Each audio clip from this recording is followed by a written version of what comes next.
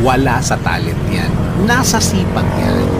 Sa ating buhay, marami tayong kilala na mga tao na magaling naman. Grabe ang talent. Grabe ang mga abilities nila. Minsan, nagugulat ang mga tao sa paligid niya na may kakayanan pala silang ganon. Kaya pala niya ng ganon. Pero bakit ganon? Bakit ganon ang kalagayan mo sa buhay? Bakit parang hindi match? Bakit parang hindi niya mapakinabangan ang talent niya? Kasi nga, wala sa talent yan. Nasa sipag at attitude yan. May mga taong kahit ilang beses mo na binigyan ng chance, nabigyan ng chance ng buhay, bakit parang hindi umaangat? Parang hindi nagle-level up. Parang hindi niya napapakinabangan ang kaya niyang gawin. Di nga ba, sabi nila, hard work beats talent when talent doesn't work hard.